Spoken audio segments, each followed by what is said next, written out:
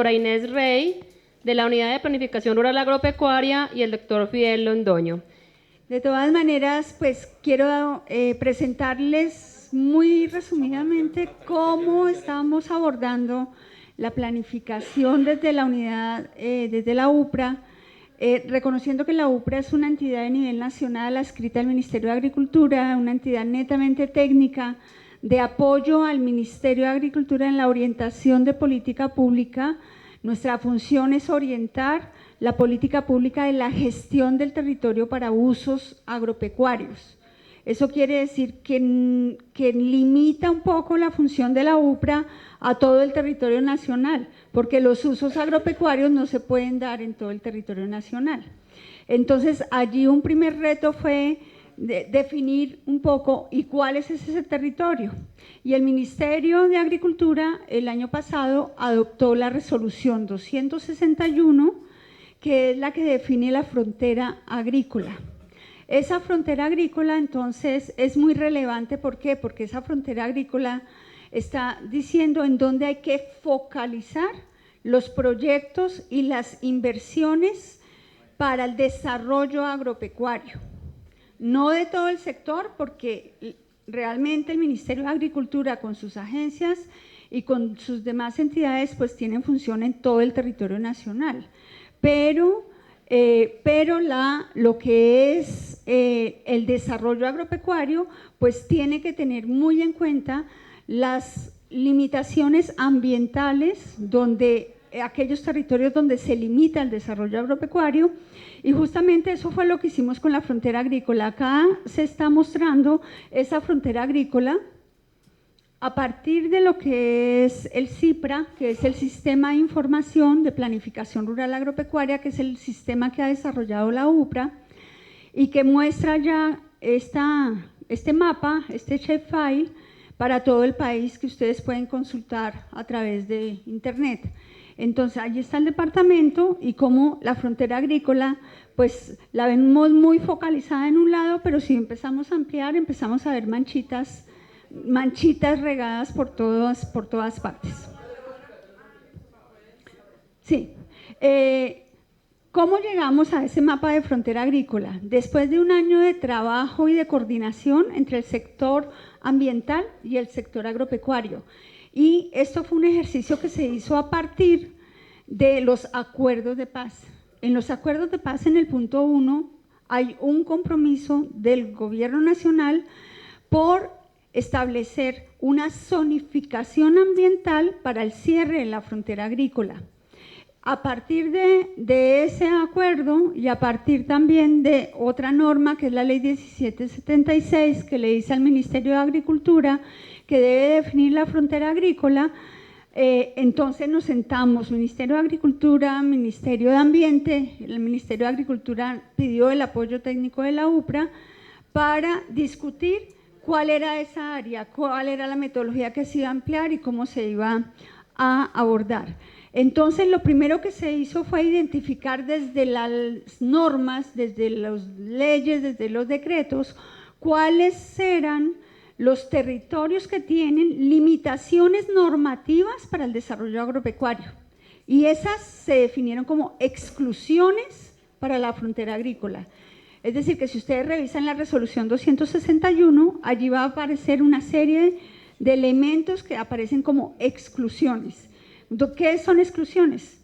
Parques nacionales naturales, parques regionales, donde no puede haber producción agrícola, claramente están rondas de río, hay zonas, ya miramos un poco los de zonas de reserva, porque allí hay, entonces hay páramos, los páramos en este momento no están dentro de la frontera agrícola, pero recordemos que en diciembre del año pasado salió una ley de páramos y en esa ley de páramos se habilita la posibilidad de hacer proyectos agropecuarios en los páramos, pero hay condiciones.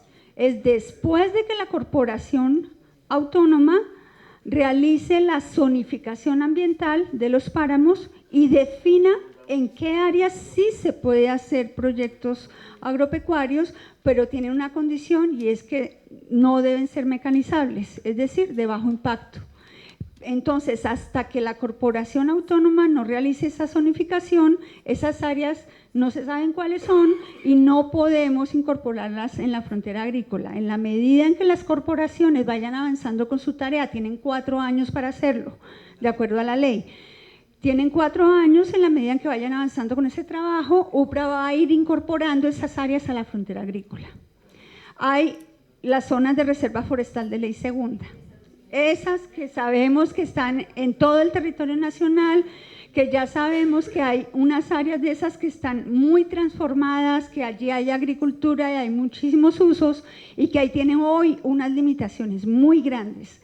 Entonces, para el ejercicio de la frontera agrícola se tomó la determinación entre los dos sectores, el ambiente y agricultura, de que dentro de la frontera agrícola quedaba las zonas B y C. Ustedes saben que las zonas de reserva forestal de ley segunda, el Ministerio de Ambiente las zonificó. Hizo una zonificación, zonas A, B y C. Las zonas A son casi de protección. Las zonas B están medianamente transformadas, pero sigue predominando el uso de conservación y forestal. Y las zonas C están mucho más transformadas, incluso hay centros poblados allí, hay otra serie de dinámicas. Entonces, llegamos al acuerdo en que las zonas B y C son parte de la frontera agrícola. Las zonas A no, porque tienen un uso predominantemente de protección. Ese fue el acuerdo al que se llegó. Entonces, lo que ustedes encuentran allá, ahí pueden hacer la consulta dentro de la frontera agrícola, cuáles son condicionantes y por qué. Entonces, ahí aparece, hay condicionantes porque hay zonas de reserva forestal. Por ejemplo, entran como condicionantes zonas de reserva campesina dentro de la frontera agrícola, pero condicionante, ¿por qué? Porque allí hay una zona de reserva campesina declarada, entran, si hay resguardos indígenas, entran como condicionantes también, porque entra dentro de la frontera, porque tiene aptitud para la producción agropecuaria, pero tiene una condicionante porque obviamente tiene una reglamentación especial ese territorio a través de los planes de vida de las comunidades indígenas. Entonces hay una serie, esto es para que lo tengan en cuenta, después lo pueden mirar un poco más en detalle, pero dentro de la frontera hay elementos que condicionan el uso, pero hacen parte de la frontera. ¿Qué pasó con humedales, por ejemplo? Los humedales fueron una de las grandes discusiones con ambiente.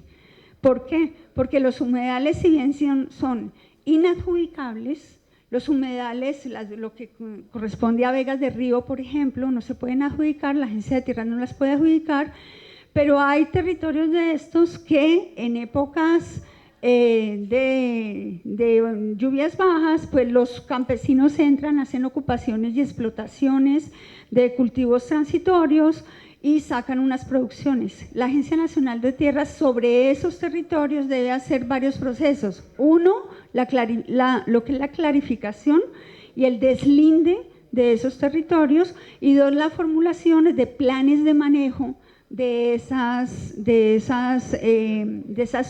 áreas de vegas y playones en los ríos. Entonces, quedan incorporadas también como condicionantes porque dependen del plan de manejo específico y tienen unas limitaciones que no es cualquier tipo de cultivo el que se puede hacer o de desarrollo agropecuario que se puede hacer allí. Como áreas protegidas, pues, esa situación no solamente ha pasado acá en el departamento, evidentemente, y se han generado muchos conflictos de uso del suelo ocasionados por, de pronto, adjudicaciones sobre territorios que no se han debido hacer. Conocemos casos también en Atlántico de que se adjudicaron vegas del río Magdalena.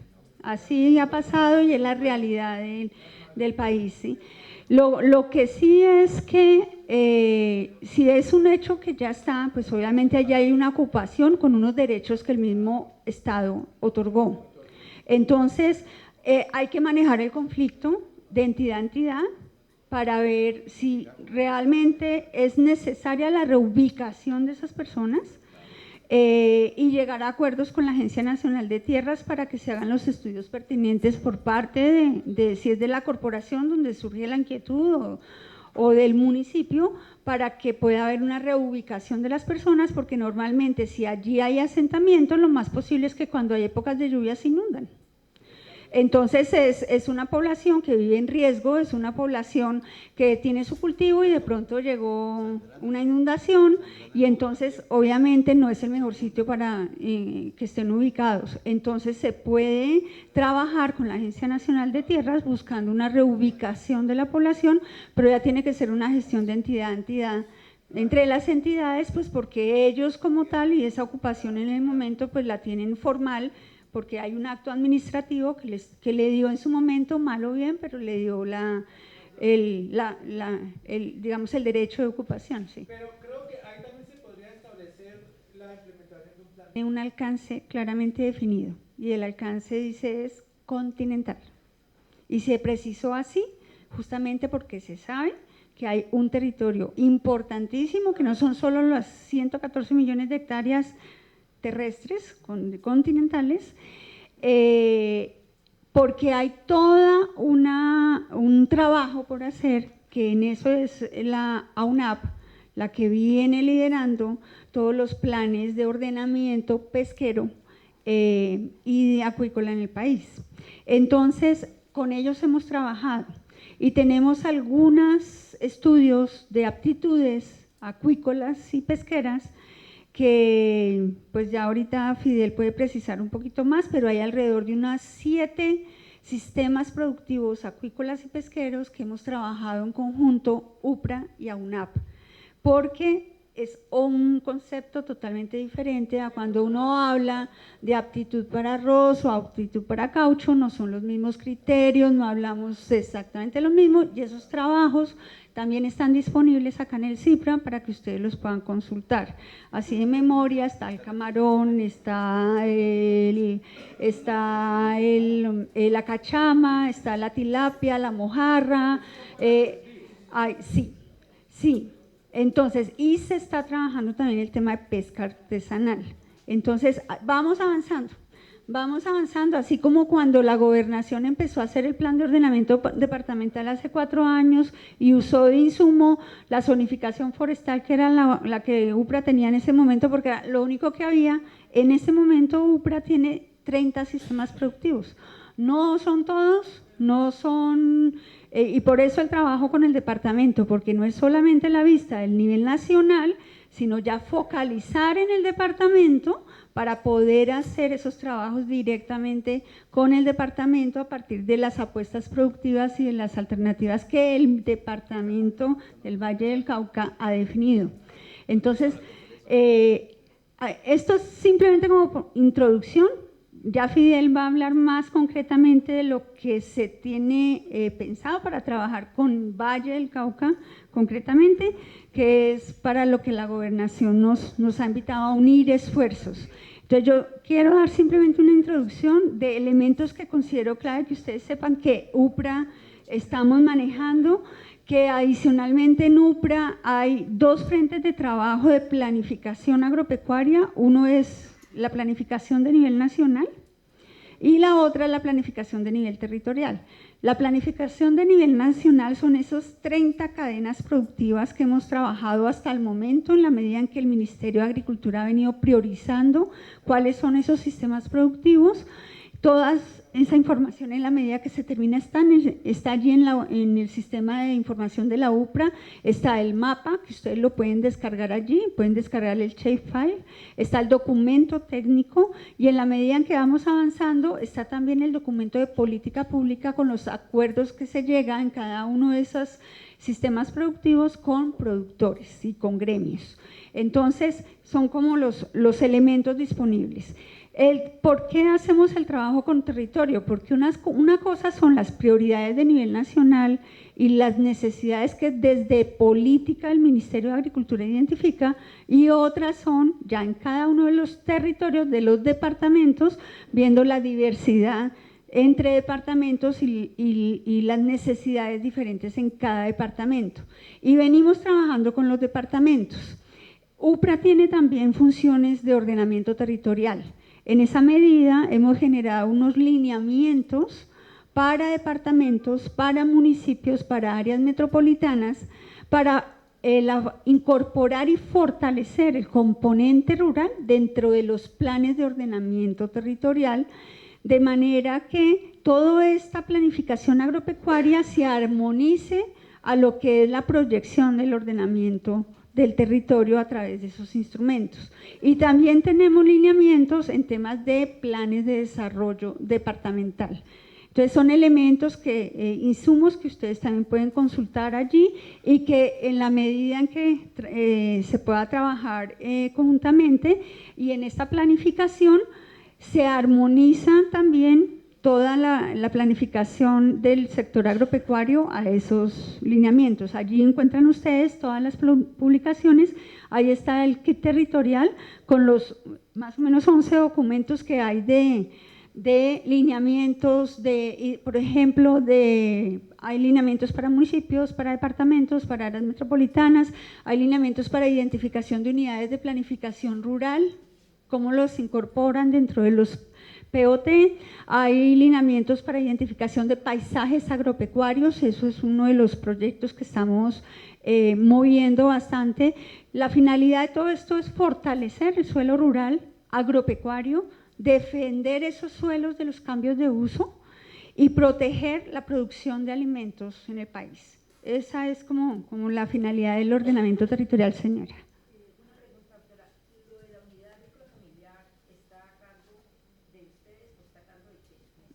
No, son dos cosas. Yo en este momento estoy hablando de la UPR, Unidad de Planificación Rural, que es un instrumento del decreto 3600 y que es un instrumento de POT.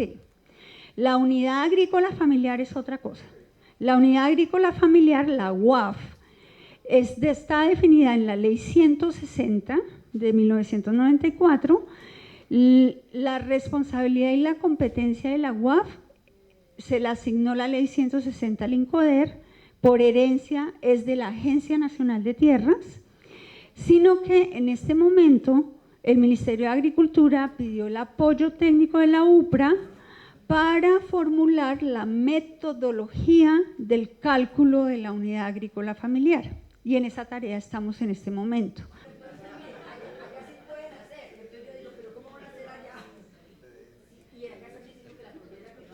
No, eso se está teniendo en cuenta. Yo trato de responderle muy rápidamente. Obviamente las soluciones no son inmediatas, pero ¿qué estamos haciendo?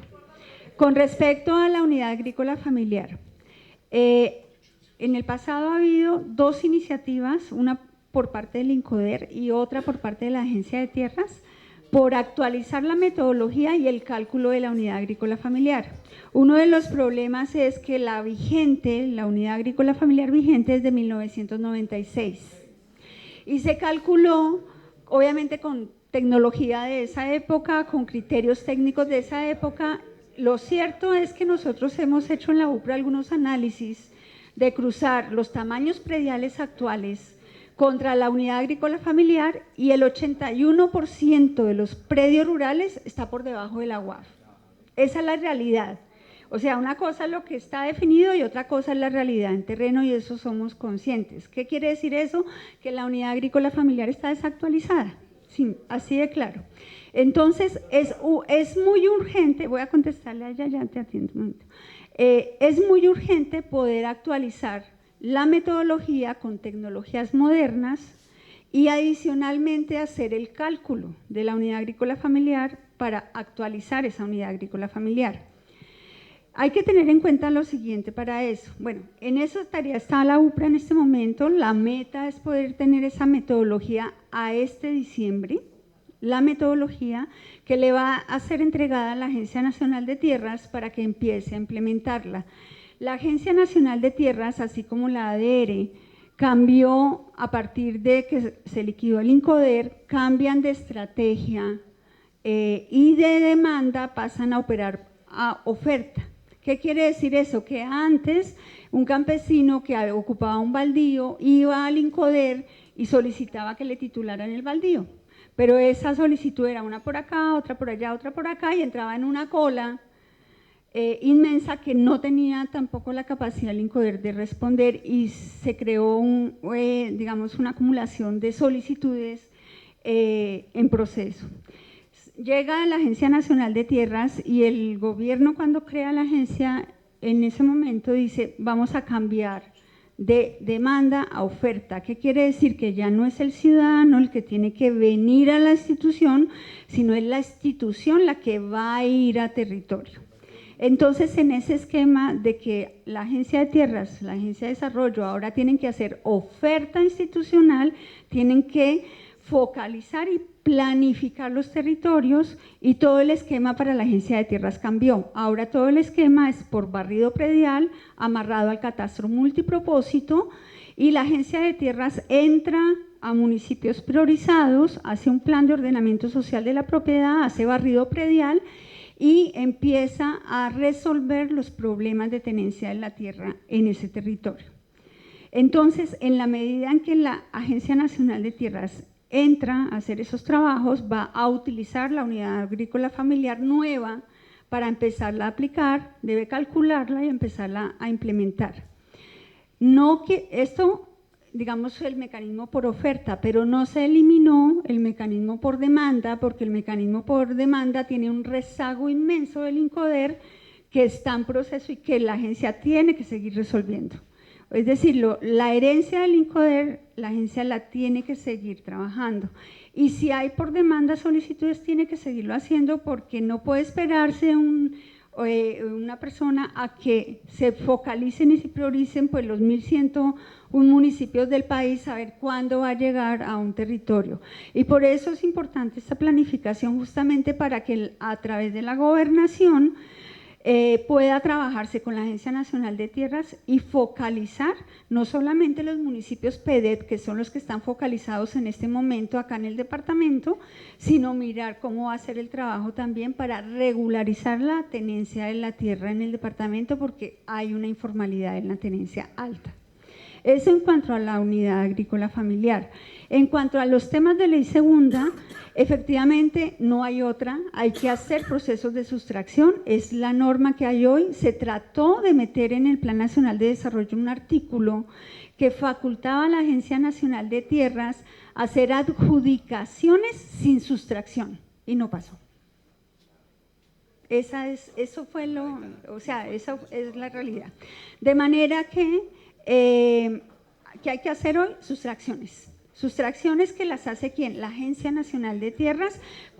Es la Agencia Nacional de Tierras la que tiene que presentar los estudios técnicos al Ministerio de Agricultura, al Ministerio de Ambiente, para que el Ministerio de Ambiente saque una resolución de sustracción y después la Agencia Nacional de Tierras pueda hacer las adjudicaciones pertinentes. Ese proceso sigue siendo así, porque lamentablemente no pasó el artículo que se había trabajado por parte del gobierno de poder adjudicar sin sustraer. Por último, antes de darle la palabra a Fidel, lo que les quería comentar también es que la UPRA se está consolidando hoy como un nodo de gestión de información.